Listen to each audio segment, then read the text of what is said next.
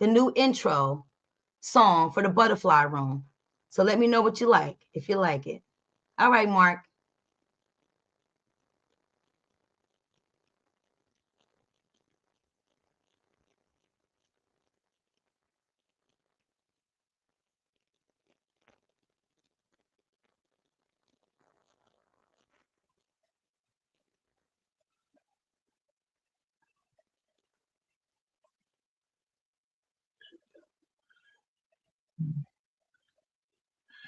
Get ready to bring in Toya. Toya's an amazing host that we have here and all along those lines. And I know she's got some amazing guests that she's going to share with us and all in that space. So we're definitely looking forward to hearing what she's got on this wonderful show and all in that way. So I'm here to step out of the side and let her bring in her amazing guests, including this new show that she's got in the sense of what she's got going on with her folks that will be bringing in regular guests and all along those lines. And of course, Dr. Diamond will be joining us and some others as well. But I'm going to step aside, turn it over to Toya because she's got some words of inspiration for y'all and, of course, an amazing guest as well.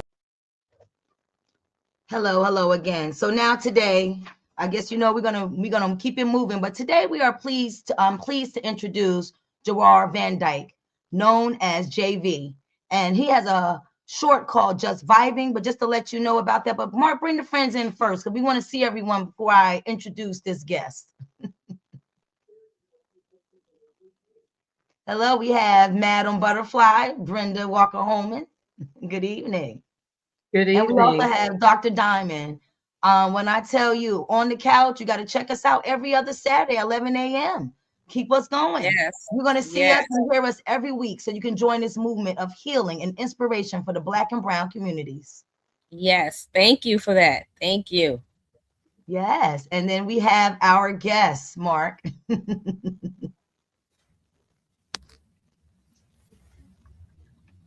Oh, can't hear Mark. Okay. We've got the guest as well. We got the guest as well, and I'm glad to bring him in. He sounds like an amazing gentleman. I'm looking forward to hearing about his story and what he's got going on. I know that Dr. Diamond and you have a tremendous amount of knowledge and are great inspirational ladies, but y'all also have friends that are inspirational gentlemen as well. So I'm definitely looking forward to meeting this gentleman and hearing what he's all about. And all along those lines, I'm going to bring him in. Apparently, he's a fellow person in that New Jersey, New York area, but I'm sure he'll tell us his story. Y'all know I'm over here in North Carolina and everything like that, but definitely looking forward to hearing about this gentleman. So waiting to hear what he's got to say about his life story. So I'll bring him on now if you like and all in that way. Yes. Yes, sir. Good What's evening, up, everybody. JV? Progress of the process. Yes. Hello, Thank everybody. you. Good Thank you so much. evening. But without further ado, I want to just give you an intro before we want you to speak, before you share what your testimony and how you got here today. But I know that you began your journey in 2002, and it says you recorded your first song, I Can Tell, under the SoundCloud handle JV Van Dyke 19. You are very creative, multi-hyphenetic gospel rapper, ghostwriter, entrepreneur, and motivational figure. His lyric pen spans clubs, R&B, and inspiration genres, but his heart now beats to a higher calling. After cultivating a real and personal relationship with God, JV shifted from secular sounds to spiritual substance. He's going to tell us all about that. But outside of his music, he is a father, a day trader, and the owner of Just Vibing Collection, a custom sunglass line that merges fashion with faith. So without further ado, we're going to introduce JV to the Butterfly Room. Thank you. Sir. Yep. Good evening, everybody. Again, man. When I throw this up, I know some people think it's like some, some gang sign stuff. No, but this is JV. Just like when people throw up, they heart me. So when y'all see me throw up that just means all love. It really does. You see the J and the V right there. And God just brought everything and is bringing everything together better than I expect. I've just been striving for a long time, and God knows I'm willing. And I just keep him at the forefront of everything I got going on. And he always shows up on time, and not on my time, but on God's perfect time. And that's a real thing. That some people let go over their head. God is always on time. I did not understand it. Growing up and through my walk, but I understand it deeply now. So all glory to Father God in heaven. Yes, thank you so much. And just to let you know how the connection started, we grew up we grew up in our neighborhood, and I knew his parents and the mother and the father. So that's why this is something that I feel it was designed. So when we were at the watch night service yesterday, and I said, I know I have something to do. I have a pre-recorded show, and based on his testimony for 2025, the spirit moved me to go and speak to him. He said, Toya, I'm never free, but I'm free tomorrow. I said, well, I know I want you on the show. He said, well, I can come today. So I said, you know what? Thank you so much that we're able to accept the calling. And today's show topic is your life assignment. So I thought it was befitting because today I'm going to be unfolding the theme music. It was gifted to me by a family friend. So it's something that's forthcoming. So we're going to introduce this song. And then also, I believe, JV, you're going to brace us with some words, some lines as well, some bars, right? You said?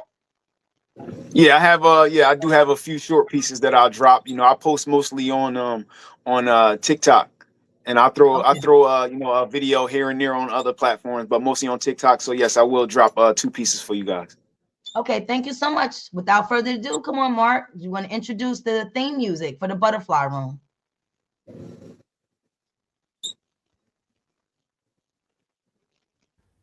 Get off mute and everything like that. This is the theme music we'll be using for the Butterfly Room on a regular basis and all along those lines and everything like that. So it's a long song, and usually when we play it, it'll probably be about a minute, maybe a minute and a half. But definitely folks will get the message of what it's all about and how you're hoping that people understand that they can metamorphosize into a better version of themselves, because that's what butterflies do. They start off with caterpillars and they become those beautiful butterflies that we all know, and all along those lines. And sometimes even caterpillars can go through crisis and all in that line. So this is a song that your friend put together. So let's check out at least a minute or 2 of it, and then we'll be back with this discussion with this amazing guest that you brought to us as well. So let's check this out.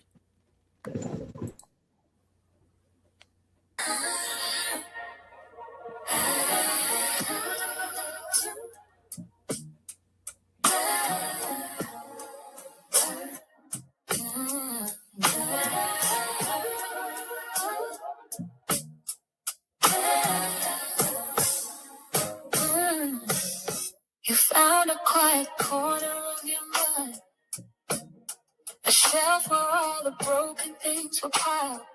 The stories told in whispers and in scars brought you here beneath these waiting stars. Not for a fix or just to soothe the ache, but for the chance that something new could break. So let the silence hold you like a seam where every thread of hope begins to gleam. This is the in-between. Welcome to the Butterfly Room, where healing's not an end, it is a tune. You learn to hum and gentle afternoons. Transformation blooms from a cocoon of questions you'll be led to see the colors waiting in the thread. Welcome to the Butterfly Room. We'll hold the lens up to the hidden part, the dormant art that's beating in your heart.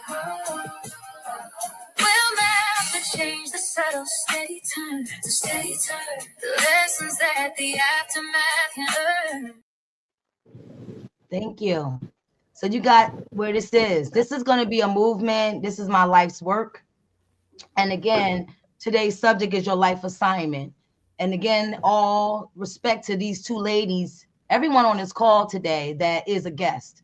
Teamwork makes the dream work. And I just know that we have to water one another. And sometimes we don't take the risk. But when you learn to listen to your inner voice, which is my higher power, you will really see. And then once those things are accepted, then you can really execute your life assignment. So today I felt this works. It was the opening of the theme music, which the person who created that for me, it blessed my heart. He watched the show, knows my story, knows my family, and came up with that. So I just know that I am a cycle breaker. And part of this, we have a licensed professional here. And one of the things with your life assignment is sometimes you have to accept what's given to you, your reality versus your circumstances. And as Jawar is going to share, But first, before we go to sharing, I just want to say happy 2026. So if you guys want to share, you can start. Dr. Diamond, we're going to start with you today because, hey, you gave me the wings, to start. And then now we have Madam Butterfly when all these things happen. So I, again, love you, ladies. Well, thank you so much for including me on your show, The Butterfly Room. And I just wish you much success, because I think that's important from one sister to the other, that we carry each other. Yes. You don't always get that all the time, but I'm one of those genuine persons that say, you know what, if I could go forward, I'm going to take my sister with me. So when I invited you on the couch, I know that you were embarking on something bigger than, of course, my show, but you needed to step in first to get that courage up to say, I can do this. So I'm glad that you managed to do it and you are where you are now. And in 2026, I think we all going to have or reach a lot of our goals that we have set for ourselves, because I have my own as well. But I am, proud of you. So you keep doing what you're doing. And, I'm here to support you. And thank you. And I'm not leaving on the couch because I'm part of the friends over there. And as we say, we get in where we can fit in, right?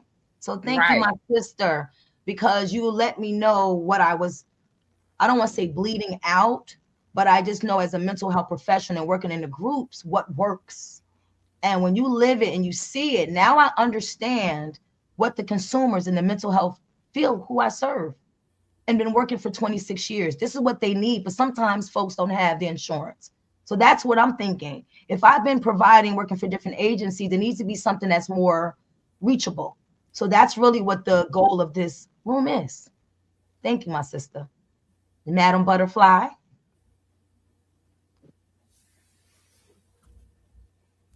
She might be on mute. Yep. Let's see if I can get her off mute. Thanks.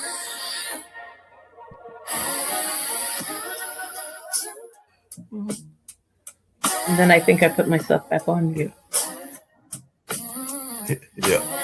You're off mute now. Oh, okay. Because I hear the theme music and I love it. Thank you for sharing that with me in the very beginning. Yes. All I can say is that we have a saying in the organization that we're in, trust in the Lord with all your heart, lean not into your own understanding, in all ways acknowledge him, and he will direct your path. Not shall, but he will direct your path. And, Dr. Diamond, thank you, because so many times in our lives as women, we have friends, but they'll leave us behind. They're not like the Marines. They will leave us behind and not take us on the journey. And the journey gets a little bit easier if you're traveling with somebody else. So before 3-4 years ago, I never even knew who Miss Toya was. And I thank God for the introduction. And we going in this year. I too have a list of things, changes that are going to propel me forward. Yes, thank you. And Mark, I said the producer who knows stuff, and then sometimes you can't catch him. I'm like, I have to learn to trust, because I have abandonment issues, and he won't answer. And I was like, I don't know how to do this. And then Dr. Diamond came through. I said, but that I had to keep pushing. So for folks, I tell you, this is our 3rd show. And so now we're here. So thank you for your compassion for this service in this field. Oh, no problem. Like I've told you before, I know people that are in the field that both you and Dr. Diamond and others are in as well, because my brother has worked with at-risk youth for a number of years. As a matter of fact, he went back the day after Christmas to go back to work on that particular Friday and everything like that. So definitely I know folks in the field, and I have faith in, have a certain empathy and connection to people. And ever since first meeting you, Toya, and even Dr. Diamond, who I met through her husband, and all along those lines, I know like-minded individuals that are also fellow empaths and that are going to go very far and everything like that. A friend of mine talks about light warriors and the number of light warriors that are out there. And even though 2025 might have been a difficult year in some ways, I do feel that 2026 will be a great year for all of us individually, as well as for our friend and family circle and all along those lines and everything like that. So I'm already claiming that for 2026, because we know 2025 had some roughness, and even some of the forces of that roughness are still out there. But I figure if you don't let them claim the negativity, then they can't have the negativity. So I believe that we can all put that positive nature out there and create and make a positive 2026. Just to let y'all know, I was talking to my dad earlier today, and he was saying that he was very moved by Mom Donnie's inauguration there in New York, because apparently he was having a very positive inauguration, unlike some other inaugurations that have been held in the past. But it was almost like an Obama type thing there in New York City. And even though I'm in North Carolina, and even though he was at the coast of North Carolina with his lady love and some other family members, they all enjoyed it, and he thought it was a positive sign of what 2026 can look like, and even sent me some wishes about prosperity and wealth and achievement in this year. And if there are things we want to go for them. And that's what you're doing here on this platform. So I think that that's what we need to do in 2026. If you had those dreams and visions, go for them. And I'll just end on this note. A friend of mine who is a poet in North Carolina, he put on his Facebook post, give me your ideas of things that you would like to see created in this area, meaning North Carolina,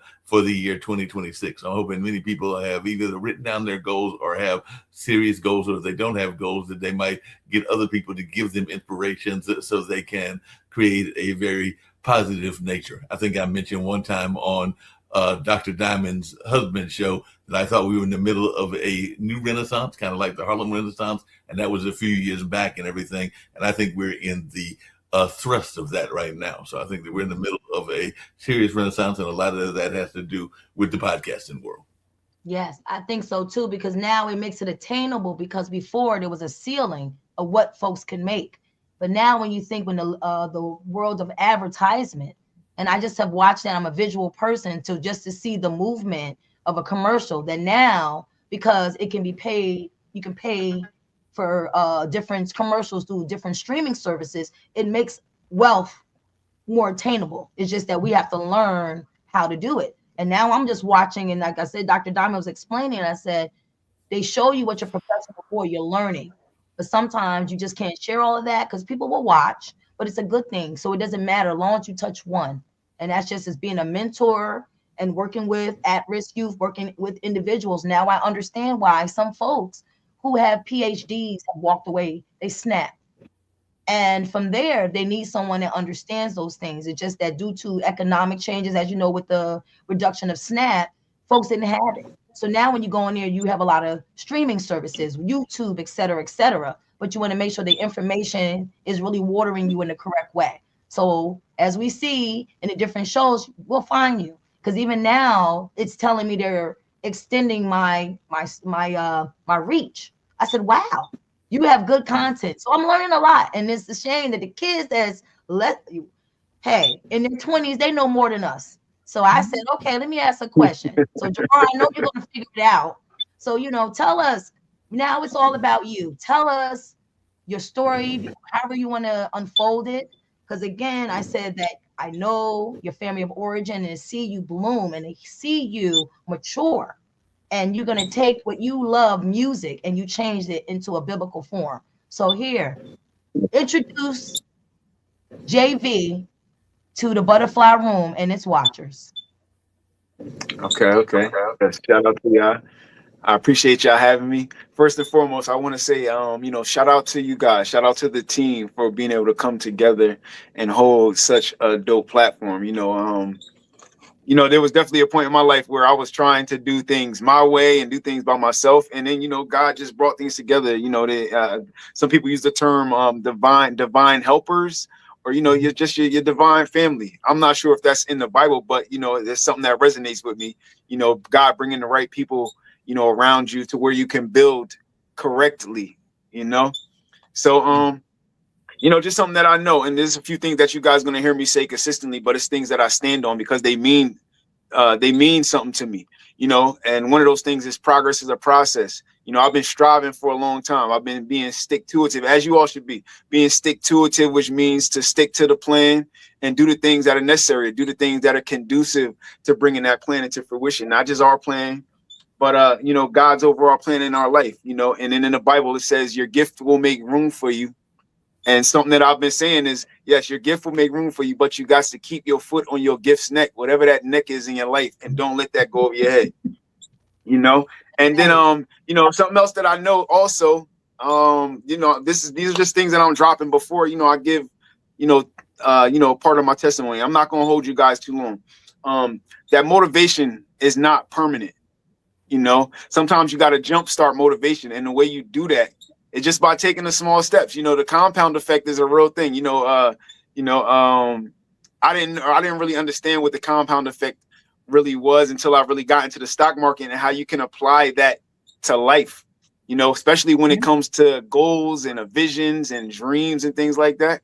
You know, taking the small steps on top of the small steps helps you get to where you're going.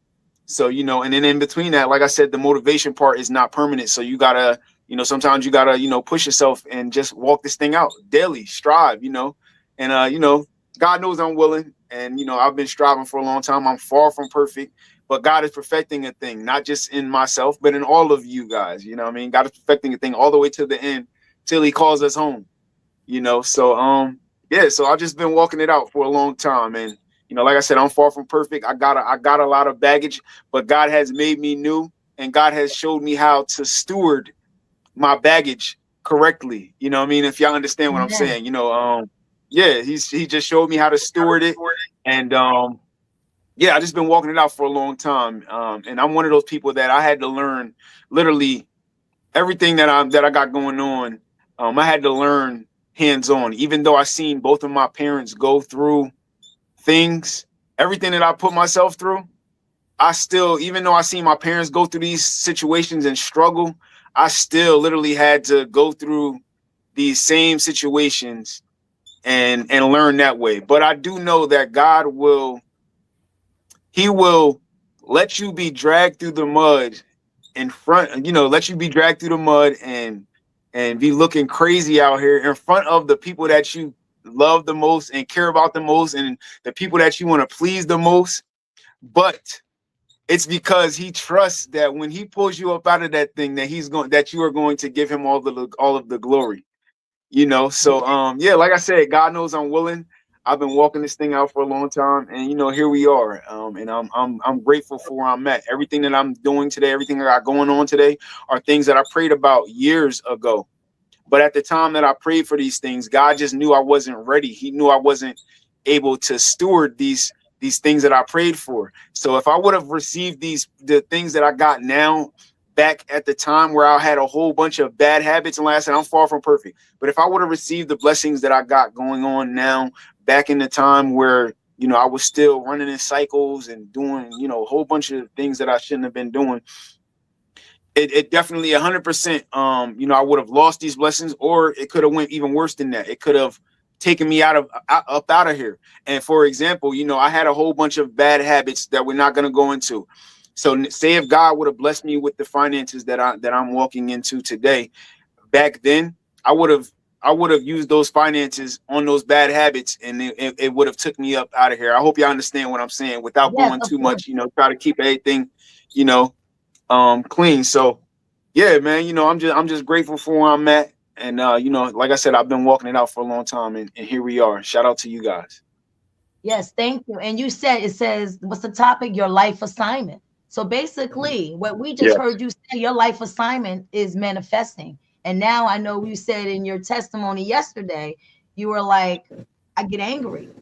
But the point is, as Dr. Diamond on her show, she said that little gremlin was saying if people cutting you off and you're a new truck driver and you had to stop yourself. That's anger management.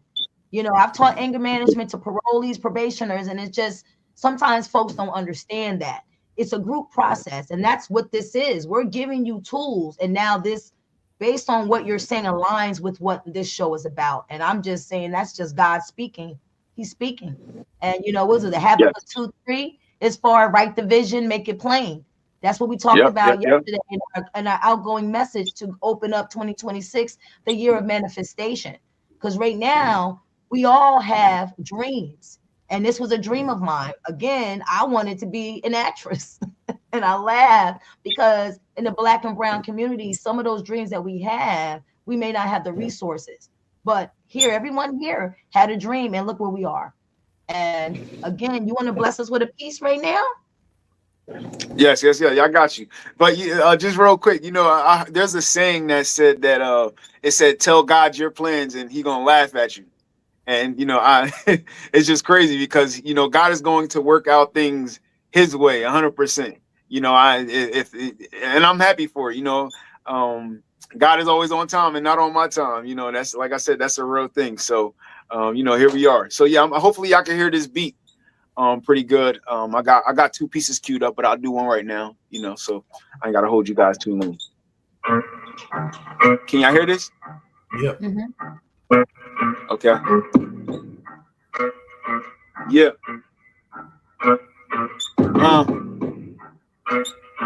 Whoa. Okay. Yeah. Beauty for ashes, out the water sins they clean. I'm on repentance daily, talking to God. So what you mean? Living dreams, things I see, remove the bad in between. Got them angels on my team, get the cash cause the cream. Like a lion, he roar and try to devour. Let you know that name of Jesus, yes, it's filled with power. Tremble a snake and serpent, making me walk in purpose. All of the time I spent walking it out, it always worth it, Pain and hurt and death is hurting, demons twerking. So I told God to take the wheel, corner swerving, no.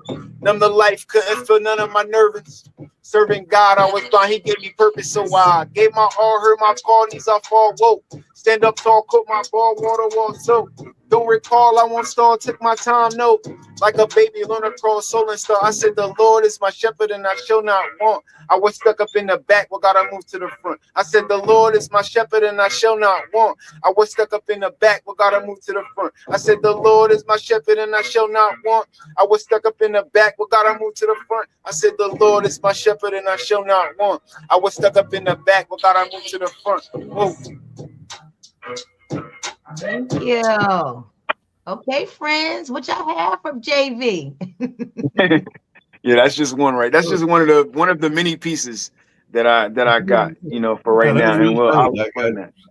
Yeah, I was real tight. I got friends in the hip hop game and in the other forms of music, whether it's jazz or blues or a number of other things. But yeah, that was tight. I like the beat and I also like the where the lyrics were going and everything along those lines. So no, that was a real tight piece, and I can definitely see where that could go in a lot of great realms and everything like that. I did have a quick question that was partially about the music, but also share a little bit about a friend of mine that I actually ran into earlier, and you kind of alluded to it in your own life story, but you talked about that baggage, and even in the baggage situation, how much of that baggage do you use as a motivational force, and how do you use it as a motivational force? Because I know a good friend of mine, he goes by the name of Poetic Mike, and I just saw him earlier today at a Kwanzaa celebration. He was actually in prison for actually, I think he might have been either on death row or on life imprisonment because he was convicted of manslaughter and everything like that. But he's been out for a number of decades and is doing a lot of work in terms of reaching out to the youth.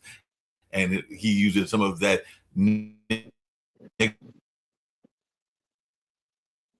energy that he had in the past and along those lines. So I do know that there are people that have done that, and he's only one example that I know of down here in North Carolina, people that might have made a wrong turn in life, but then turned it back in the positive direction in that positive manifestation. Yeah. So I was just wondering how you use your own experiences in your music and in your life. Yeah, so I'm pretty sure that everybody knows what a testimony is.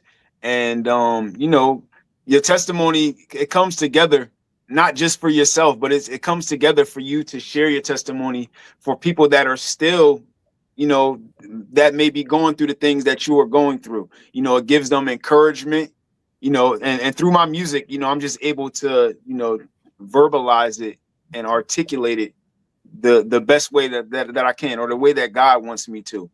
But yeah, that's mainly the vision for me, is to let people know that regardless of your background, regardless of your baggage, God will pull you up out that pit. you know, and it says from the pit to the palace. You know, you just got to be willing. And that does not mean that it's going to be all a cakewalk. No. But, you know, long as God knows you're willing, and, you know, he knows your heart and your intentions are in the correct place, God got you. And yeah, that's basically it for me. You know, I just want people to know that there is truly hope through my Lord and Savior Jesus Christ. You know what I mean? So, you know, that's really it, man. You know, if this is a thing, you know, I'm a new living witness to the gospel of Jesus Christ. And you know, I just want people to know that yes, there's just truly hope, you know, through him. And you know, God has truly, you know, made my heart new, softened my heart. And I feel like I can resonate with a lot of people, you know, with a lot of people that have been or going through, you know, a lot of situations where they may think that nothing can get better. You know, I was literally at a point in life, I promise you, man, I was literally at a point in life where I did not see a way out. Only way I could see my way out was dying in my addictions, literally. And in that instant, man, God knew that I was at the end of myself. I was literally at the end of myself. There was nothing. I know you guys heard that before. Coming to the end of yourself, man. I literally came to the end of myself. And in that instant where I seen no way out, God came and literally visited me. Like, some people don't believe the story that I say, man. God literally came, angel through the window while I'm laying in the bed, sun rising, tears flowing, and grabbed my heart. And in an instant, just like that, in a twinkling of an eye, this is no lie, twinkling of an eye, I started seeing colors vibrantly. I got my ambition back. I had this overwhelming feeling that I just never wanted to go. And, you know, just from that day, I just knew that there was a way out. But like I said, that did not mean it was easy, and it hasn't been easy, and I don't expect it to be easy. And I'm cool with all of my trials and my tribulations. I count it all joy now, and even to this day, the trials and tribulations, I count them all as joy, because they are making me into the man that I'm destined to be. And the past trials and tribulations, you know, have made me into the man that I am today.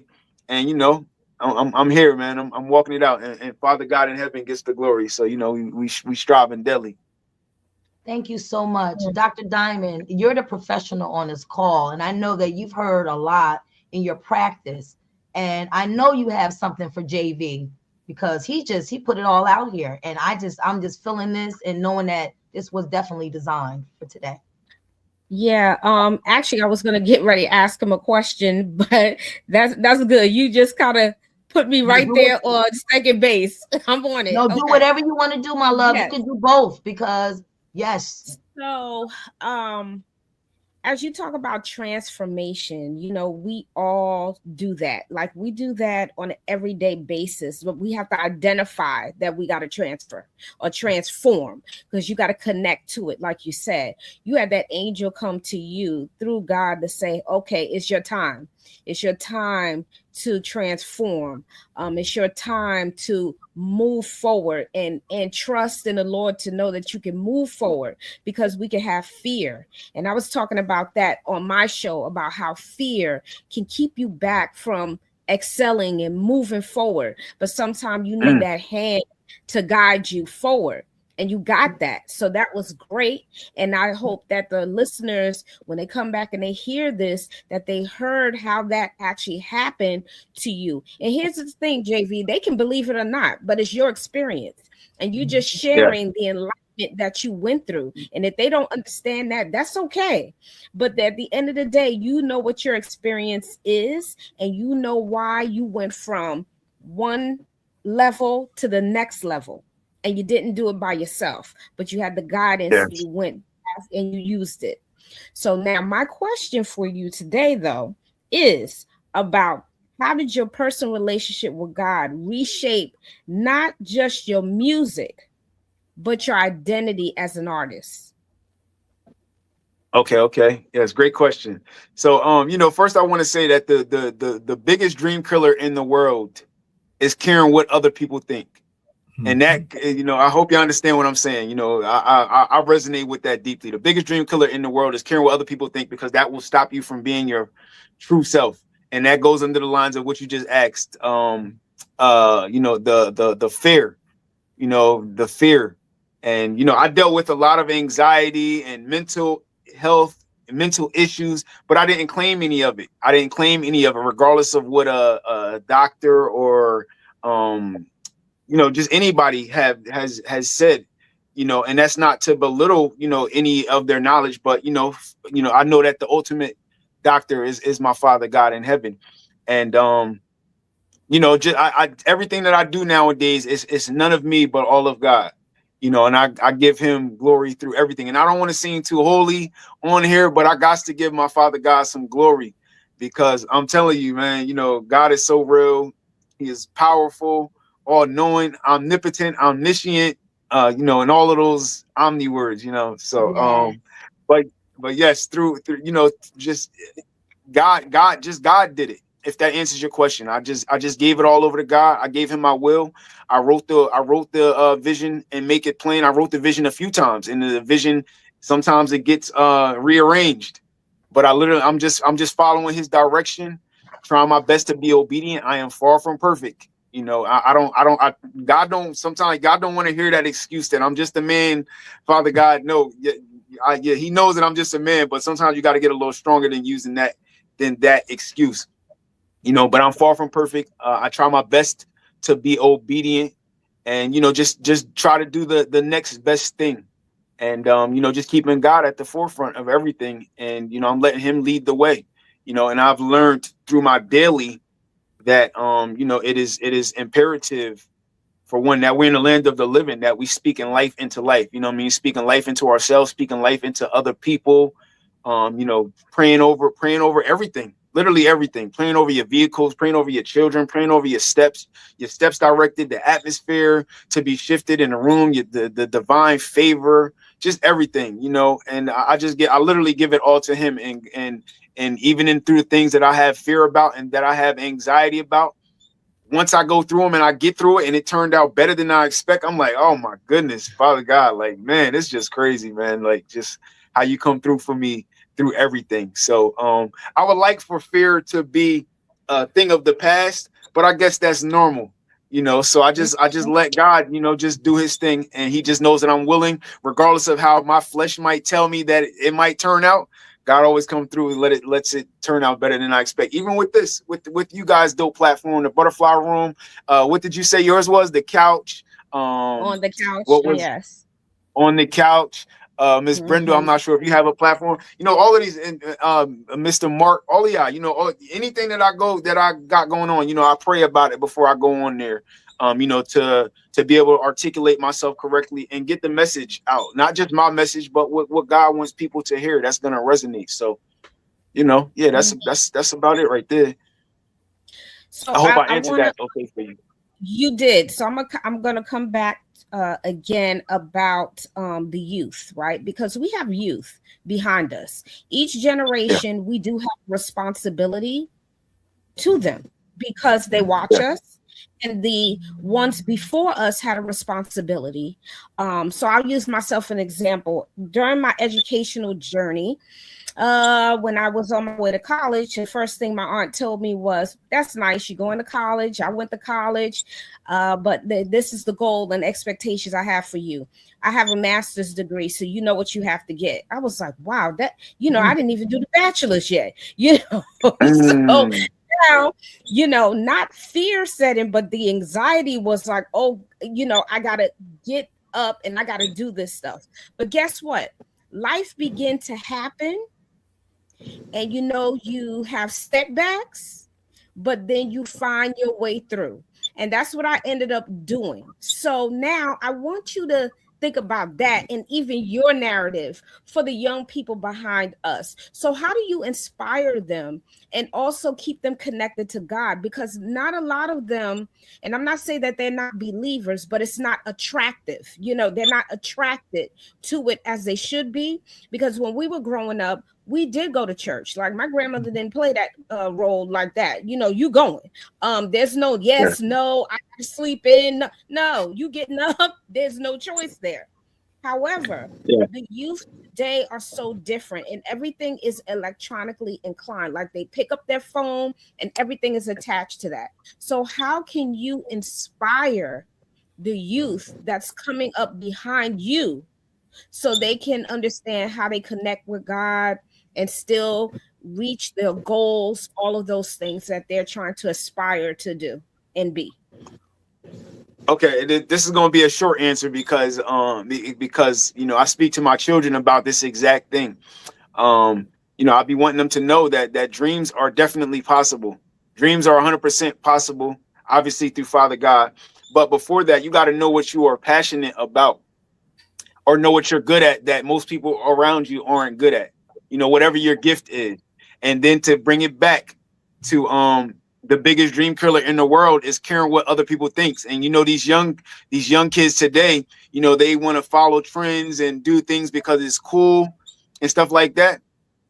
Do what you're good at, regardless of what you think other people your age are doing or what they think is cool, and stick to that and walk this thing out. And God got you. God is going to your gift will make room for you. God will multiply it. If that's what you're good at, that's what you love. Yes, you know, that's where it's at. That's where it's at. You know, yes, dreams are 100% possible, and you just gotta, you know, dedicate your gift to the Lord. Can I say something too about those gifts real fast? Because I didn't have a chance to. Okay, so yeah, this is you know, this is just another part of the testimony. So I've been writing music for a long time, but there was a point where I was writing music just speaking on things like. Yeah, journaling. You were doing journaling. That's what we call that in this field, journaling. Journaling turns into what you're doing.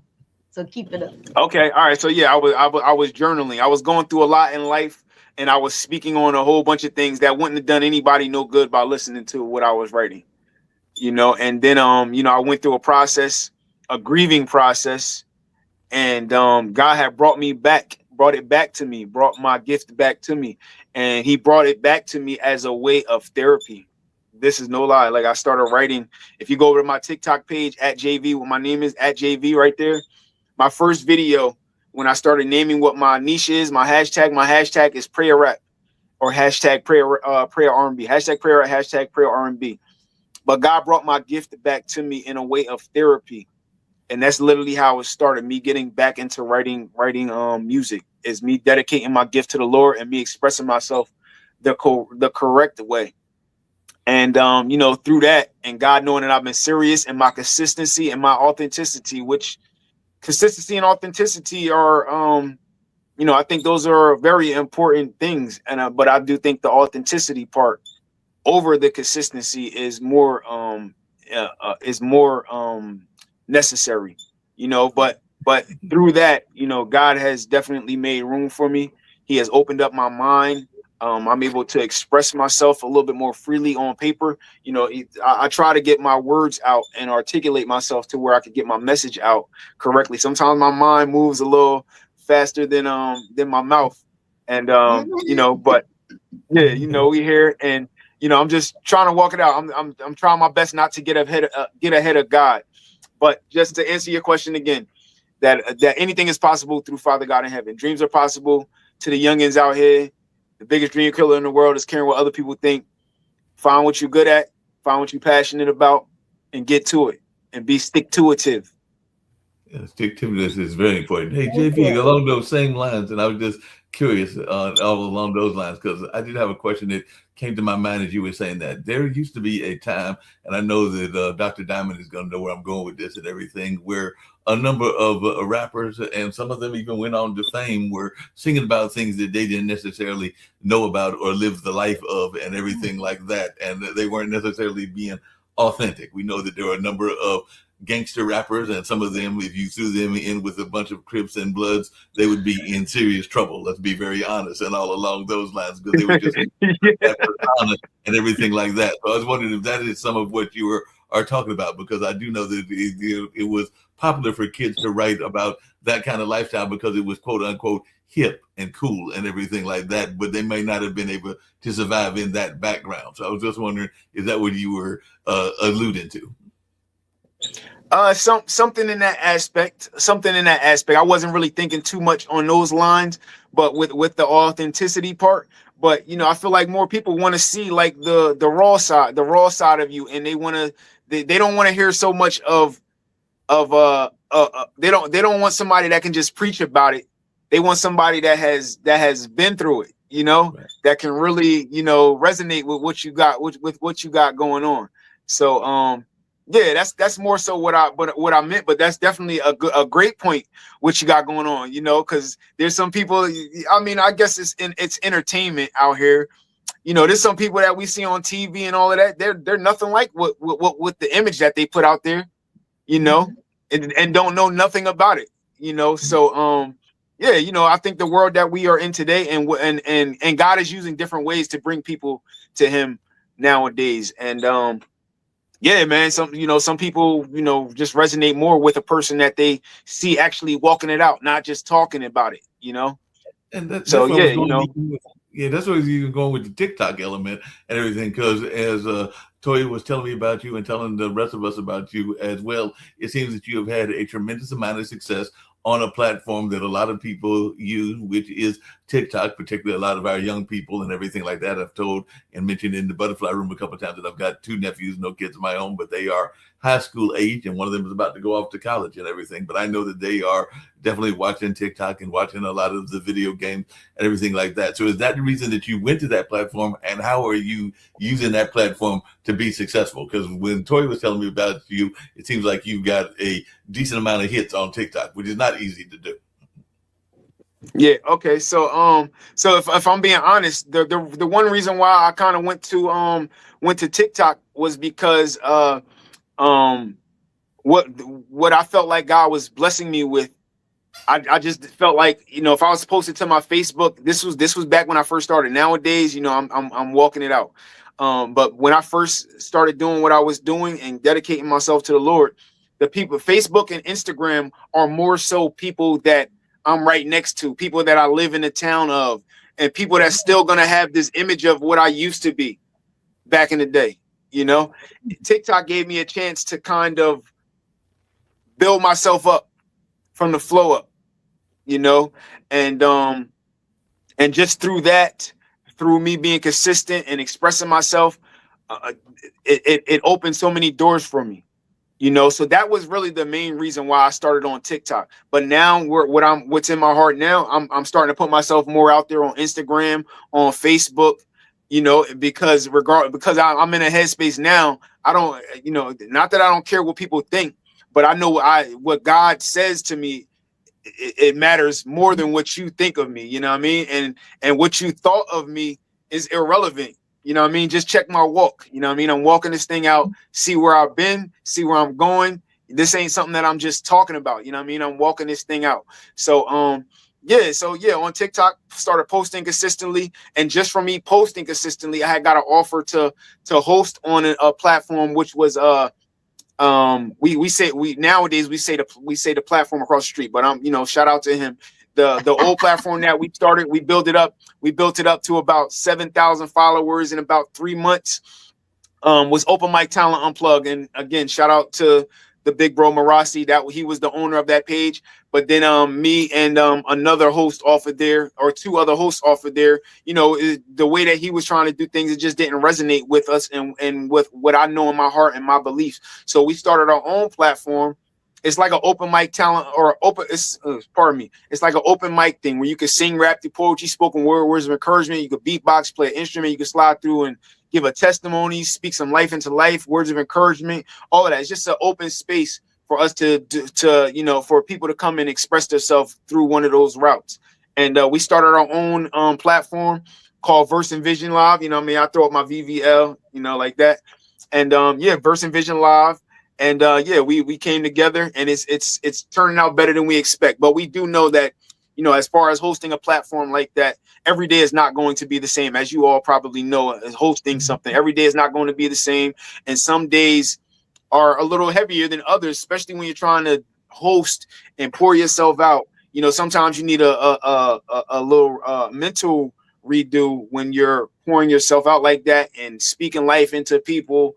Some people don't understand it, but You know, yes, my career has changed. The truck driving thing, it started to take a lot of my time up. But, you know, I'm finding a healthy balance with everything, you know, and this is just God bringing everything together for me. And he is working everything out better than I expect. Like I said, you guys gonna hear me say a few things over and over, but it's because I stand on these things, really, you know, just finding a healthy balance and, you know, keeping Father God at the forefront of everything. So, yeah, I hope that broke it down. And Brenda, just to let you know, Madam Butterfly, comes from the teacher. She's a retired teacher. So, you know, she has all the pieces here. So Brenda, Madam Butterfly, I know you have something because this is one of the youth, and eventually he's going to replace us. Younger generation. I appreciate that. I appreciate it. I mean, you know how old I am, but you know. I know you're still younger, decades, hon. I'm in younger than me. Okay, I received that. I just want to encourage your soul. I'm going to share with you what I shared with Toya. Don't get caught up in the distractions, especially now. You're on a new track. You're enthusiastic. You want to share. There are still going to come distractions. They're going to be your dream killers, and they're going to come from where you can't even see. And sometimes the only way you can see them is when you're quiet. I've been saying not only to Toya, but to myself as well, I'm learning that no response is a response. Thank you, Michelle Obama. I don't always have to go. I don't always have to be there. Sometimes I just need to be with me, my Lord, or with others. I don't, and that can be a distraction when you always feel that you need to be a part of something else. It's like you said, you say, don't be concerned about what others think of you, but it's also an aura that those people put out. And sometimes it can be the closest people to you, your family. Yes. And it's sometimes hard to discern. But if you're quiet, it's like, I can just think this morning when I woke up here in Massachusetts. I'm in Massachusetts, the other end of the world, from North Carolina. And it was snowing profusely. And I usually don't sleep past 7 o'clock, but I woke up and I opened the shutters to the bedroom, and it was still and it was quiet. But I could still hear the birds. And I've learned, thank God for my husband, to discern the different calls of the different birds. And I got up, I came downstairs, I made my coffee, and I sat in the stillness. I opened my deck doors, and I could just hear the snow falling. Yes, I could hear the snow falling in the stillness. And that's the kind of thing. There's so much going on. Snow falling is active, but there's a stillness in there that can propel you and calm you, whichever one you need. And the final thing I want to leave with you this time is that the Bible says that God says, I know the plans I have for you. Amen. And just let that resonate. That is Gus to move you on, even when you feel like it's not working. Just said, I know He knows the plans He has. My life is planned out, and I might have to go through some tunnels and some bumps and some floods, but He has something on the other side. And like you said earlier, if you had gotten what you had back then, you wouldn't know what to do with it. And now is why you have what you have, because you are ready. So He knows the plans He has for you. Yes. Listen. Hey, JV, I have a question about that too, because the network that the Butterfly Room is on also definitely Dr. Diamond's show is on it as well, on the couch, as is mine, the online dinner party, and all along those lines. So all three of them are on a network called Pod TV at some point or another. The show will air on Friday, and I'm one of the producers of that network, but I'm also their primary program manager, program director, for lack of a better term, and everything like that. But the founders of the network, Nick Palveda and Kim Calhoun, are very big and they come from the other side of society. They're not black and brown people. They're in the white society, but they're very big on fiscal literacy and everything like that. And I know that definitely Troy had mentioned that you're into day trading, and I think a lot of our kids don't do as much with finances as we used to. I remember as a kid having somewhat of an allowance, and I know other kids that had allowances and all along those lines. But I was just wondering, how did you get into day trading, and is that something that you are teaching your kids about? Because a lot of kids that are, I'm thinking your kids' age, which are probably teens or under, are not understanding the importance of finance. So how are you using day trading as a financial tool? Okay. So, some people take the term day trading. Maybe that needs to be taken up out of their day trading, because, I just say I'm an investor. I understand investing, and I understand the compound effect. I'm not just out after, the day trading more so now when I think about it. And I'm not saying that other day traders are thinking like this, but when I was calling myself a day trader, I was more so trying to get rich overnight. I wanted the microwave blessings, what I mean, type of, or microwave money, whatever, if you understand what I'm saying.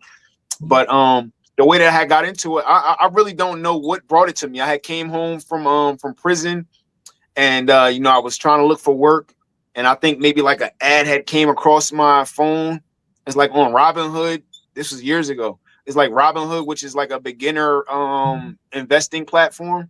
So I had got into it, just buying stocks low and selling them high, buying shares. And, God has sat me down, and I took it serious, and I started taking notes. I paid for classes, went to a couple conventions at hotels, and started taking it more serious. So no, I'm not a day trader. I trade. I do own a few shares of some things, but now I trade options, option trading, which so I consider myself a professional trader because I feel like one of my skills is that I'm able to read a chart and tell you what are the possibilities. Nothing's guaranteed with the market, especially with the way that they what's the word? The way that they manipulate. They can manipulate the market. But if you know how to read a chart, you know what the possibilities are. And yeah, I love it. It's really something that can change a lot of people's lives. They actually need to start teaching this in school. I don't know why they don't teach this in school. Like they want kids to grow up and be dependent on the government and stuff like that. I mean that from the bottom of the top of my heart. I don't know why they don't teach this in school, not just wait until they get into college. They teach this skill as the kids are growing up in school, like at least high school, 9th to 12th grade. I feel like that would change a lot of things, Enable. They don't teach it because it would. I said it's not taught because it would enable everyone. Mm-hmm. Yes. Equally. Yeah. There you go. Yeah. The other communities, they teach their children about financial and fiscal awareness. We tend to teach our children to go to equip ourselves to be able to earn the money, but then in how to multiply, how to create a financial legacy for our families. Hasn't been passed down through the generations. Generations after mine are now doing that, especially those of us who have attained something. And some ways, we do it by the way the ancestors do it, but some children don't get it at all. So that's why it's not taught in school. There's so many things that aren't taught in the schools because it would create equity, and that's not what's wanted right now. It hasn't been wanted for the last 250 years. Thank you, Brenda, for that. Let me just piggyback real quick. My son took financial literacy as a freshman. So I remember when he got the schedule, and I was talking with the guidance counselor back then, and I said, well, why does he have this course? I said, he's a freshman. He struggled with the course. I'm making, flashcards and stuff. So it was a hard class. To make a long story short, so now he didn't even really know how to write a check. I said they were in the 9th grade. That should have been, in my opinion, in the 11th and the 12th grade. But at that time, it was more so a filler. And then I looked around. I said he didn't understand it. And it was brutal. because he didn't understand, what is this? What's the marginal line? What is this? So just a real story. And then now he'll be 25. And that's the difference of them giving a space holder. And then if you do it on a collegiate level, you have to pay for it if you're a business major. So again, Madam Butterfly, yes, I don't want to say it's orchestrated, but we have to look at the reality versus the circumstances. And that's really what this is. When you understand and you have mental acuity, visually, I'm a visual person, and sometimes my brain goes, but listening to you, you're tapped in. You're tapped in. So now we have to water other folks. And I had a question along that same lines, and it's both for JV and Madam Butterfly and everything, because the other thing I remember growing up in high school in the 70s and everything along those lines, because I graduated in 1980 and then went to college and graduated in 1984 and everything like that. But I do remember that there was an active effort to have vocational training. And I think me and Dr. Diamond and definitely Toya have talked about that as well. And there's not as much of that now and everything. So you literally could have, I don't remember there being truck driving courses, but I do remember there being courses in bricklaying and home economics and a number of other things. You can make typing that you can make into a profession and all along those lines. And you had people that were on the vocational track and those that were on the college track, and there might have been other non-official tracks as well and everything like that. But I was just wondering what got you into trucking and y'all's thoughts around that, because I don't think that vocational education is encouraged as much as it used to be. And I was wondering what made you decide to be a truck driver. Okay. So just real quick to go back to just a little tidbit about why they don't teach these type of things, not just even investing, and why, you know, with especially with the you know, our community, you know, it goes back to generational curses and bondage and things like that. You know, really it goes a lot deeper than, you know, than what a lot of people understand. And then, you know, what we fighting up against, you know, it's just really it's just so deep, you know, the powers of principalities and, you know, knowing what the enemy is, it's deep, you know. So somebody got to do it. And once God opens your mind up to what you up against, you know, if he knows you're willing, and he ain't gonna open your mind up if he don't know that you're willing, you know what I mean? But yeah, it goes down to things that are deeper than what a lot of people don't even think are real. So, you know, those generational curses and the bondage and the spiritual warfare, it all connects all back to that. And, you know, with the world and who runs this world and all of that, you know. So but you know how I got into truck driving, a few of my uncles, three of my uncles, you know, they all got their CDLs, and, you know, I've been seeing them for a few years, you know, do their thing. And I was just, you know, working different 9-to-5s, doing my trading, surviving off of the stock market, working dead-end jobs. And, you know, but in the midst, God knows that he knew that I needed a foundation, like a real foundation to stand on and build off of in a way that I can really pour into myself and pour into others in the correct way. These are all things that I prayed about. You know, I prayed about all of these things years ago. I mean this, you know, even having a steady career. But, you know, if I would have got this career years ago, I would have fumbled it and messed up my license, my CDL license a long time ago, just in the way that I thought, the way that I moved, the way that I handled things, my responsibilities and all of that. But, you know, yeah, just seeing my family into it, and, you know, them being able to live how they wanted to live. It was just something that God had opened the door for me about. And the job that I am at now is not the job where I started at. You know, I started at doing some crazy work, driving state to state, you know, dangerous. I really didn't like it. You know, I really didn't like the on the road life, you know, because for one, it was, I wasn't able to have a healthy balance, healthy home life, take care of my kids, take care of my dog, take care of home and everything. So, you know, I prayed that God blesses me with a job that I'm, you know, able to, you know, still do the things I love, still tend to the people that I love. And God done worked it out, you know, and it's turning out better than I expect. And it's going to keep going that way, you know what I mean? Keeping God at the forefront. And yeah, just walking this thing out, you know. I'm so great. I really am so grateful. I really am. I know I've said it 1,000 times on this platform, but, you know, I just want y'all to know that I am, man. I really am. Thank you so much, JV. You blew my mind today. From us to do this in less than 24 hours. Again, we decided him to be on the show yesterday. It was what the Spirit said, and as you said, it falls into what we're saying. You have to go with that. Be still and know. I did a leadership position, and that was my motto: be still and know. Because when you are a cycle breaker, when you've gone through things, and as you said, you know what your circumstances are. And I know for a fact you have a big mama. And when you have a big mama, it's instilled in you, and now you're just basically executing what your life assignment is. And you know, just listening to everyone here, this is all designed. And today, just listening to you, sometimes we don't know what a person is thinking, despite your age. You are basically where we are, as Mark said. You know, in reference to the stock market, you found something. The generation with which you're in, you're executing that. We heard of it. It was more so the parents did those things. You know, we wouldn't have dared. But again, I was saying that Chat GBT, and as a QA director on my full-time job, you can sell the writing samples. Everyone's using that.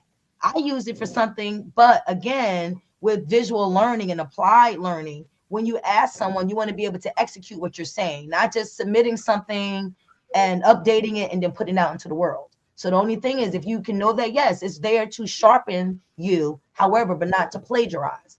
So that's something here. We heard exactly what you're saying. And then even now you were able to put it down in reference to the trading. Yes, you do know. So give yourself credit. You just said that you survived on that income. You are very humble, but we already know why you're humble. And I'm so grateful for you today. We're going to sit here and yes, thank you. But I want to just go into this life assignment. I wanted to basically get in and share this again. And everyone that has spoken, we all had a dream one day. That dream, sometimes we don't think it could be executed. However, sometimes it has to sit back. So I think we all concur and are in agreement that you have to be ready for whatever your life assignment is. And today, that was what was on my spirit. As we start out 2026, we all went through what we went through, and we have to sometimes not go down that rabbit hole, but that rabbit hole is there to remind you of what not to do. Learn to be silent. You know, again, last year, I'm not going to speak on it because I left everything at the altar. However, for this year, when I make things anew, what am I going to do? Writing the vision. As our pastor said, we both get fed at Second Baptist Church of Metuchen, 100 Durham Avenue.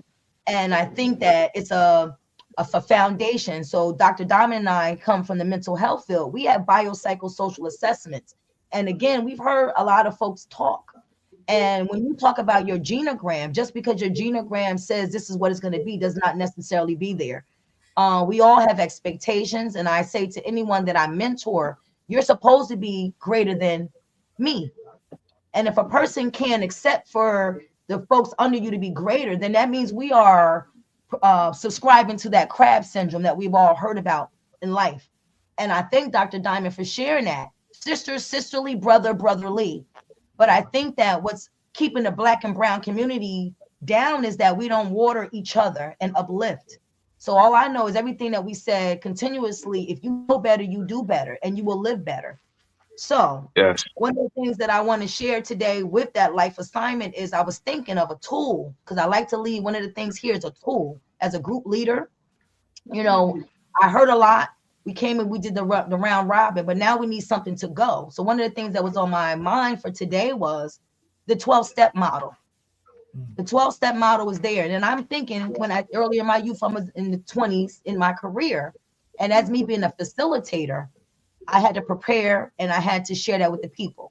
Then I received the information. But now that I am in my 4th decade of life, I'm now seeing the other side of what people said when they came in there. I called that the hospital, because it was a hospital, a behavioral center. And working with these folks who are legally inclined, as you know, you're forced to go there and you have to sign something. But sometimes people don't buy into it. So you have to figure out what it is. And one of the things that folks would say to me, well, I don't believe in a higher power. I said, someone who was a non-believer said, my higher power is my children. So whatever is that you need. And this model goes back to the 1950s in the Minnesota hospital. And what that model is, they're both clinical doctors, psychiatrists, and psychologists, and non-clinical staff. What we're doing is centered on engaging the patients or the clients. And sometimes in life, with me, with this visual model that I'm thinking of, sometimes we think that because that's there, because of the title, that we can't embrace that learning. But everything is learning. So if you took it, this 12 steps, the first one, we admitted we're powerless over blank, that our lives have become unmanageable. So now we're going to apply that. What you had today was you were powerless of what it was, but that didn't define who you were. Then if you go through this, the 12th step, it says, having had a spiritual awakening as a result of these steps, we try to carry this message to whatever it is that you need and to practice those principles in all our affairs, which would be our daily life. So the message for today, the tool for today is look into those models, self-help. Here, when we have platforms, this is a form of self-help. However, for people who may not have insurance, they don't know. In the Black and brown communities, when you go to some place like that, you're shunned. However, in the day and age of what we're dealing with and the government and how for us, we talk about politics here on all our platforms is once you vote on something, it used to be done. But now the leadership in the world, it means that they can come and just shake it up. So what we have to do, and as Dr. Diamond says on the couch, what we're doing here in the Butterfly Room and other platforms is provide you with tools that you can do and you can self-seek. And as you said, I go to my secret closet and that's 7 days. However, on average it's 5. I got to do a little bit better because there's always a distraction, as Madam Butterfly, that says that on that day that I don't do my meditation, that's when things get rocky. And you said it today, JV, you prayed before this, you know? So the whole point is for us being believers, or anyone that has believe in a higher power, just somebody that you believe in that knows that created you. As our pastor says, if the birds have a nest and the foxes have a hole, then what is it for humans? Human being is, the human part is our flesh. Being is our soul. So now we're here and our testimony is, as you said, watch Horton Hears a Who, and you see that little speck and everyone's, you know, and I look at those things for kids. And as you know, Madam Butterfly, you're a teacher, but these are complex ideas that were taught to get our minds going. However, again, we have to feed into our children even more at home. As Dr. Diamond said, her aunt told her what her expectation is. I'm working on my doctorate. However, other things were happening. But my uncle said while he was, you know, suffering from cancer, baby Todd, you need to get your doctorate. I said, well, I don't want to pay for it anymore because I had loan forgiveness. I said, I got to figure out how to do it. So that's when the small steps come in. And today you exemplified all that. And you were just going, and I learned a little bit more about you. And I see you, you're like 3 pews in front of me in church, right?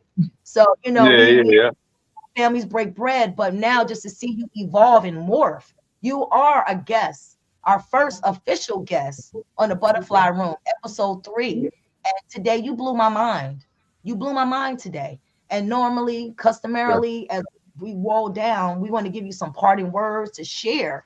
But before then, if you have anything that you want to share with us, I know you said you're going to do another piece, but I am just ecstatic. And looking at you, you're glowing. And for you to be able to reach and speak to the folks about those private moments, but that's what a believer is. You have something that occurs to you, and that's what faith is. Believe in what you cannot see. So thank you again, JV, Gerard Van Dyke. And you doing it. And I wish you nothing but success. But again, we're going to turn it over to you before we go out. But share something, whatever's on your heart, and we're going to give you our words one by one. And we're going to just go around. We'll start with Mark and run it through after you speak. And bless us again. Thank you. All right, so I mean, I'm not going to be too long-winded. I'm just going to, you know, say what's been sticking, and it's because I stand on this. That if you have a gift, I promise your gift will make room for you.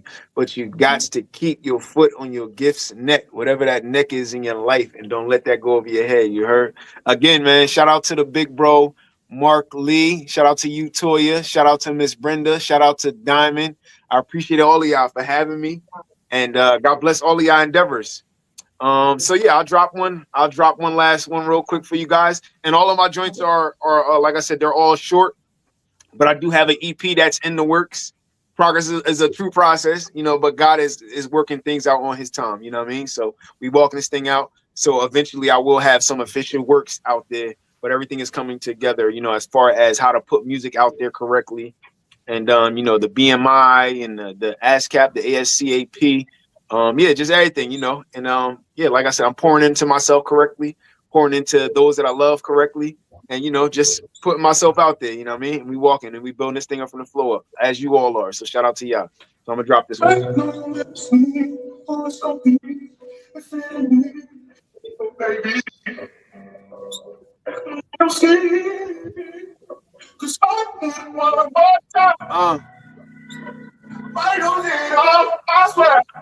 Yeah.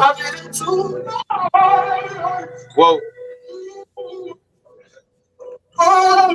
Put me in the first from last. Then he threw them sins to trash. And he made me new from past. Holy Spirit, fuel, get gas. You know he removed the yoke. Break free of them chains I choke. Stumble in my sleep, unwoke. By my faith, I left the boat. Prosper every aspect. Cypher don't get gasket. Hate remove the maskets. And I'm tithing in a basket. Supplication, yes, I'm asking. In his presence, yes, I'm basking. Satan fill his wrath in a book, the teeth they gnashing. Whoa, and the road was narrow. Had to walk that line. Wine skins, it was fresh, and you know that it was fine. I was on the journey. God, he sent the sign. Help me jump that hurdle. Ain't no looking back behind. Whoa, cause I was hopeless. Now I'm focused and I'm boasting. Took communion on a Sunday, Jesus toasting. Gave me back on my ambition, renew my hope, and then he hit me with his spirit, and you know that it was potent. Whoa.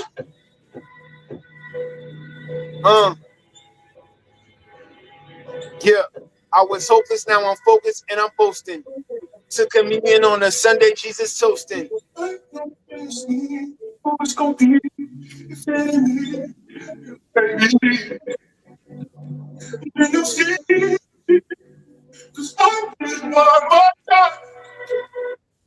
Yeah, just a little something, man, you know.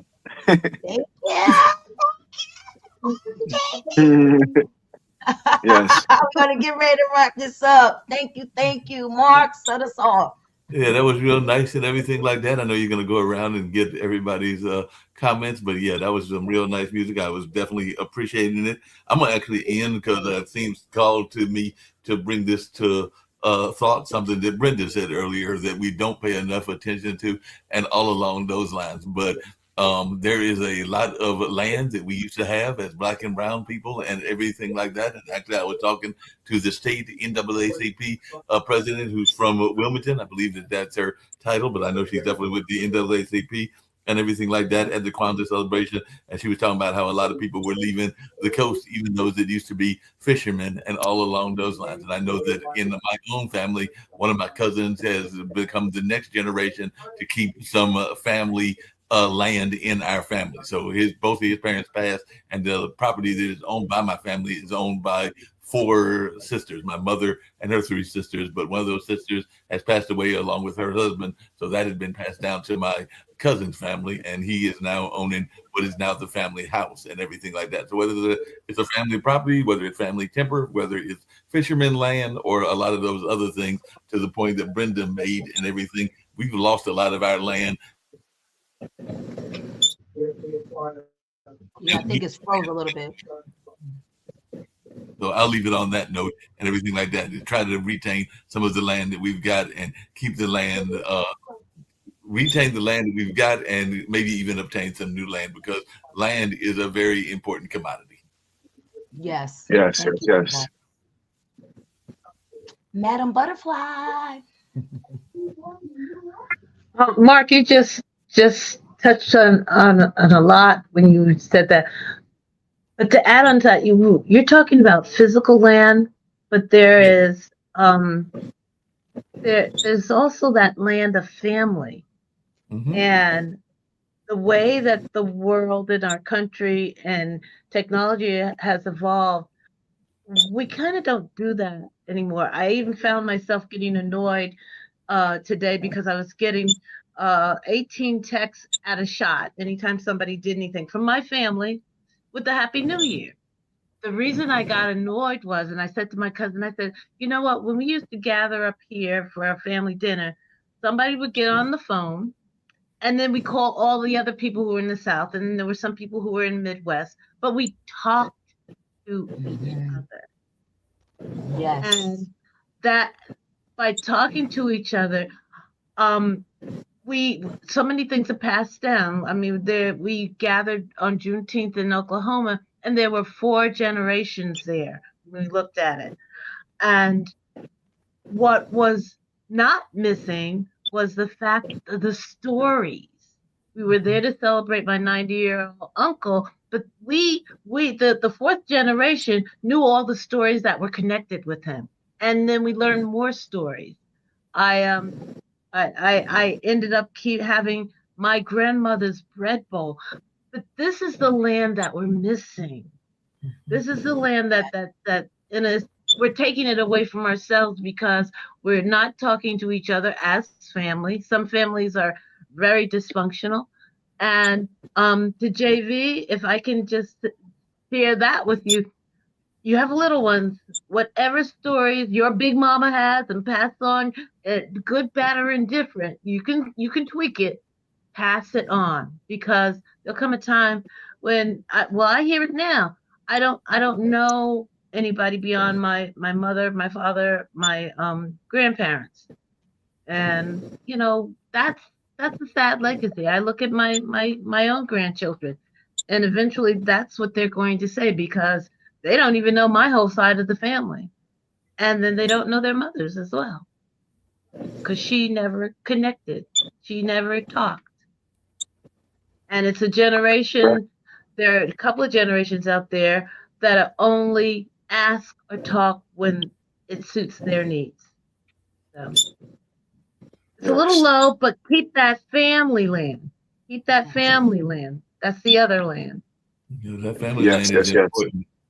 Yeah, that family land is definitely important and everything like that. Because you were saying that, Brenda, I was thinking to myself a couple of things. One, I just saw a friend of mine whose granddaughter and his daughter were dancing and everything like that. So they were doing traditional African dance, but that's part of the Kwanzaa celebration and everything. And the granddaughter is almost as tall as the daughter. So there are 3 generations now, because Harold is a spoken word poet and also a historian, and does a number of other things in his life. He's actually been, I think, once or twice on Dr. Diamond's show, husband show with me and everything like that some years back. But it was just amazing to see those people that are of that generation, that they've now got kids that are almost as tall as I am and everything like that. And I think I mentioned on this show and other shows that my nephews are now they're 16 and 17, and it'll be 17 and 18 in August of this year and everything. And in that same line, JV, one of the things that we do when we gather, I don't know about your family, but it's a Southern thing, or maybe it's a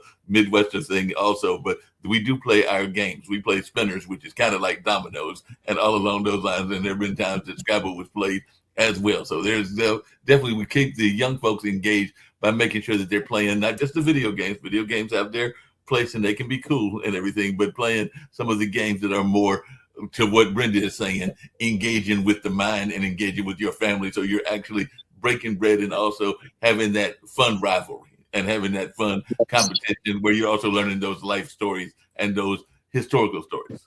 Yes. Yes. Thank you. Dr. Diamond, I know she has some fire for us. She always does.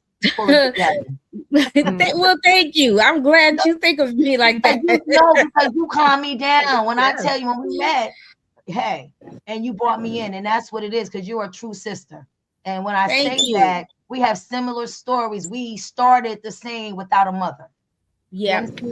So my manuscripts are going to talk about that, and that's really where this is. It's watering and breakthrough. That's it. It is.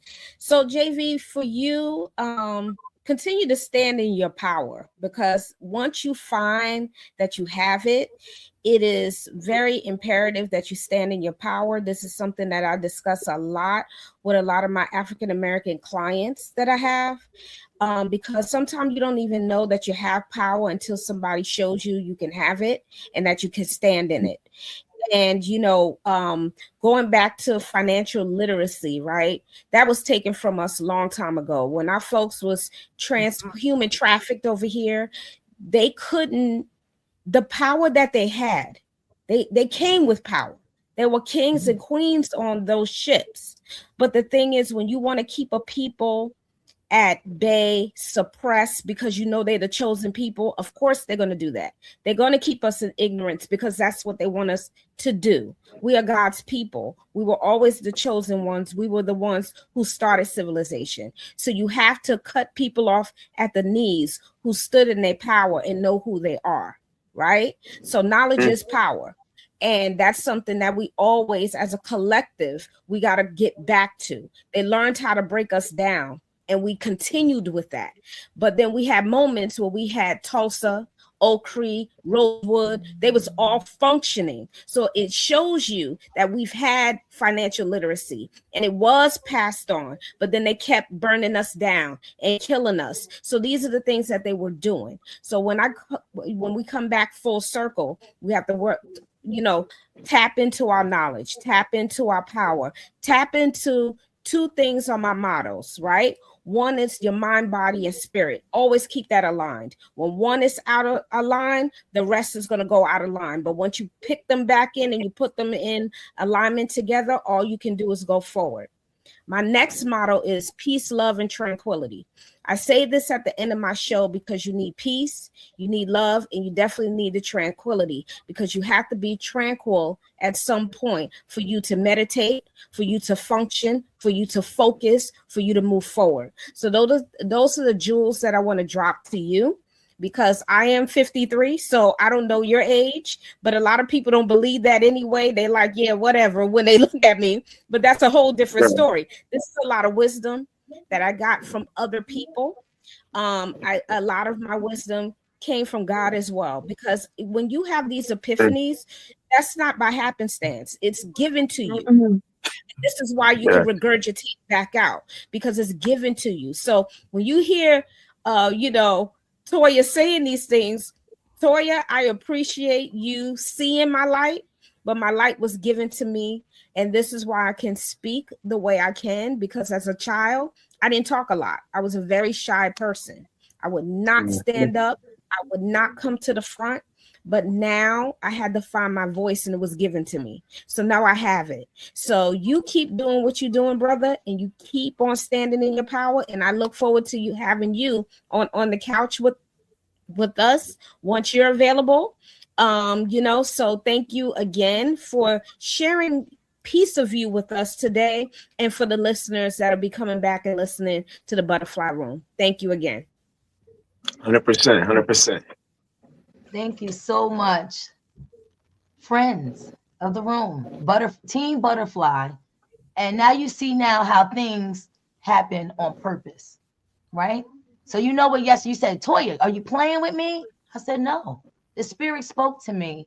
And as Dr. Diamond said, when you're a cycle breaker, sometimes you need that push for someone to tell you you're not going to be anything. Because again, when you're chosen, that's why we say your life is assignment. No one can take that from you. So again, preparation. This is the year of manifestation. As our pastor, Robert L. Peterson III, said to us at Watch Night Service, that now we can expect, write the vision, make it plain. So your vision, everyone here had a vision. And here today, you were the honoree for this call. So now you were able to share that. And now, because we have different decades represented here. I'm just looking at here. I can see it. We're not going to tell our age, but anyone, I love my visual math. This is a linear plot. It's a linear plot. And so right now, when you see that, you can't unsee it. And that's once you have seen it, and now you speak up. And like I said, everyone here helped me to open my voice, because I had one and in my power. And sometimes people try to shrink your power. But now what I'm saying now is reality is reality. And sometimes our circumstances affect our reality. But when people don't want you to speak, they don't want to expose things. And that's something that I think that with families, there's secrets, there's a lot of stuff going on. However, sometimes we're blinded to it. But once you see it, you can't unsee it. But now, once you have those tools, you're not going to react, you're going to respond. So that's what my closing words is to, because I know you personally. And to see you more, and for you to open your mouth and see, you were working in silence, as the Madam Butterfly said. So everything here is touching everything that we said. And we thank you today for coming to the room. And, once this airs, you're going to go, it's to be on your Vita of where you went. And then you'll be on the couch and wherever else this goes. But now you have a relationship, because here, this is what this is, a platform that was destined to fall in your lap.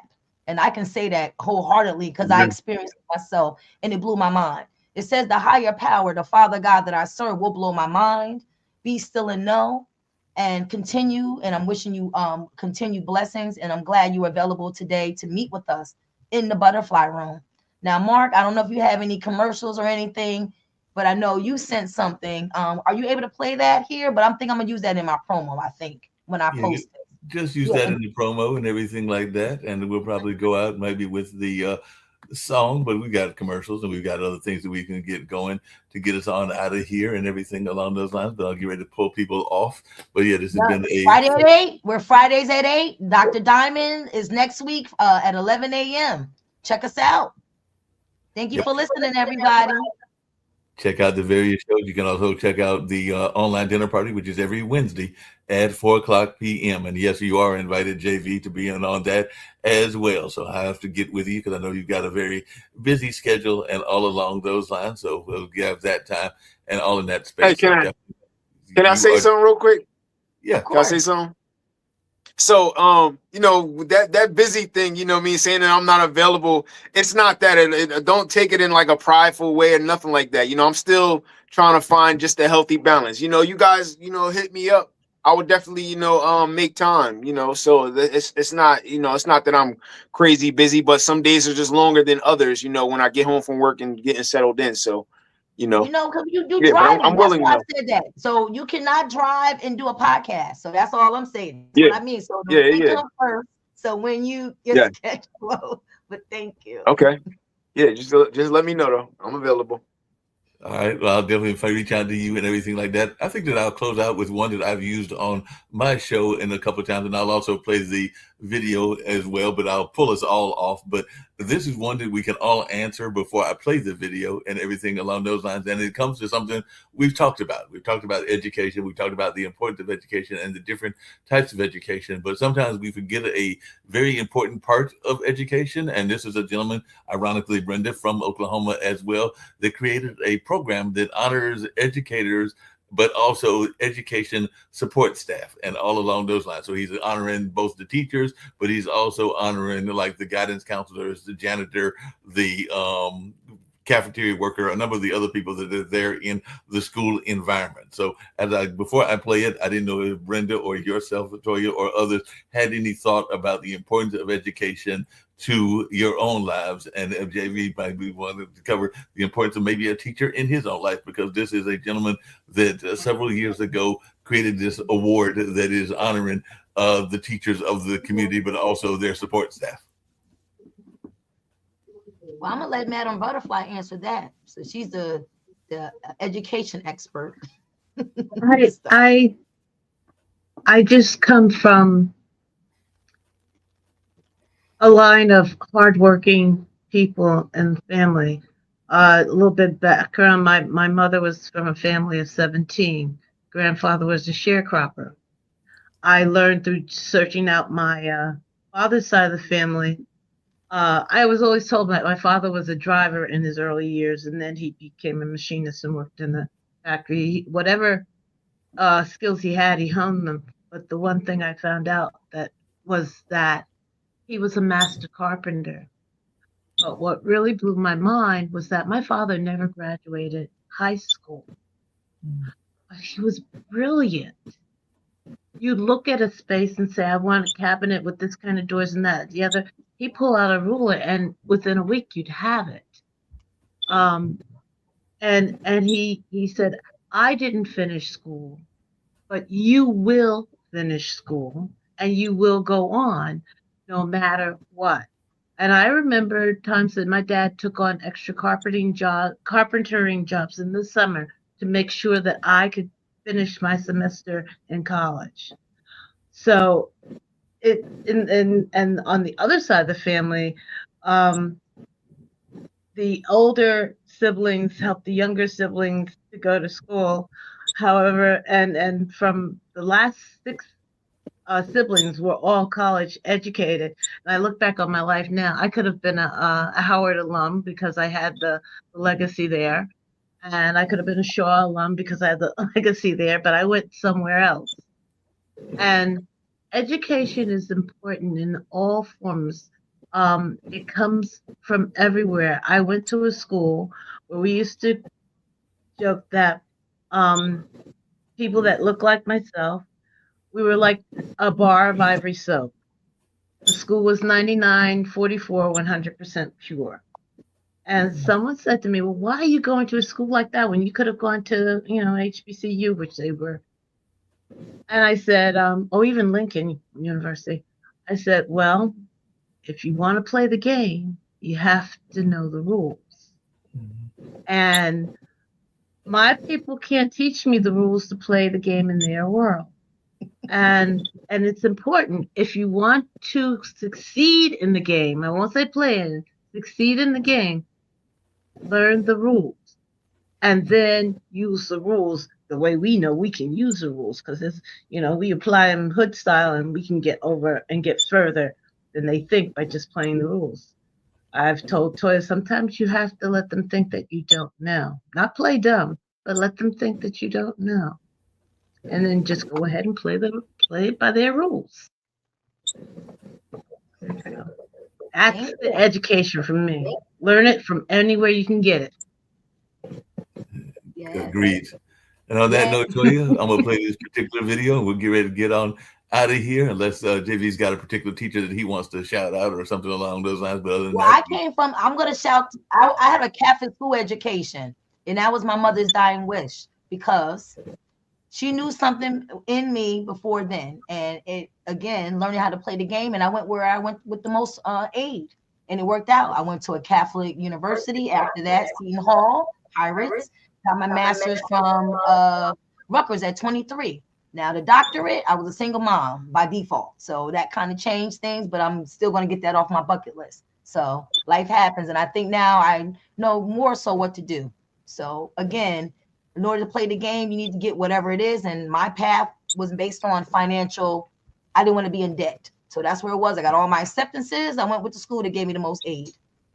That makes sense and everything. I'm not gonna hold that against you. The fact that you went to Seton Hall, especially since y'all just finished beating my Marquette team after we had been winning the game, most of the game and everything like that. So I won't hold that against you with everything along those lines. But having a great year this year, but that's all right. Shaka will recover at some point or another, but that's all right. Sorry. That's all right. I know you're not really sorry. Don't even try to pretend it. JV, you got any teachers you want to give a shout out, and then I'll play this video and get us all out of here. No, none specifically, but shout out to all the teachers. They're definitely very necessary. Shout out to the teachers that have an open ear. Shout out to everybody that has an open ear, especially for the youth, but yes, a teacher's job is definitely something that is necessary. I deliver to schools daily, and I deal with a lot of teachers, principals, counselors, and things like that. So, shout out and all love to all the teachers that are doing their job and holding it down. Yeah, teachers and their support staff, they are important. So let's check out this announcement, and we'll get ready to get on out of here totally and everything like that. So this has been a fun show. Toya, your third episode and a good episode. So let's get on out of here. Bye-bye, everybody. Peace and love. I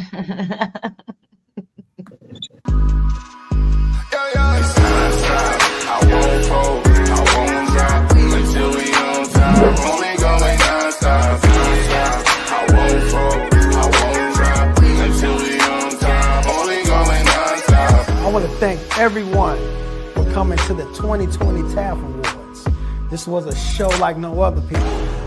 This is the Grammys for dignitaries, educators, and support staff around the state of Oklahoma and worldwide.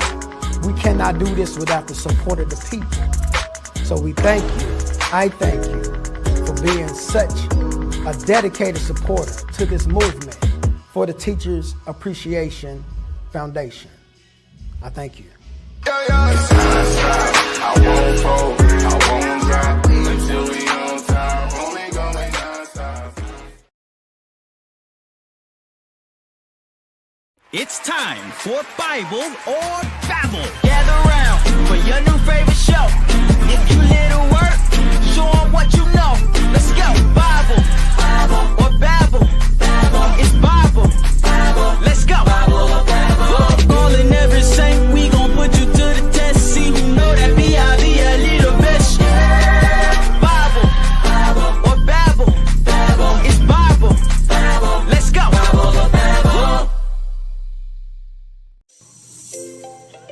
Are you looking for money-saving strategies for your business and personal finances? Are you tired of working hard every day with little or nothing to show for it? Contact Prosperity Financial Services, LLC right now for your free financial consultation. Call now to reserve yours today. 804-349-8600. 804-349-8600.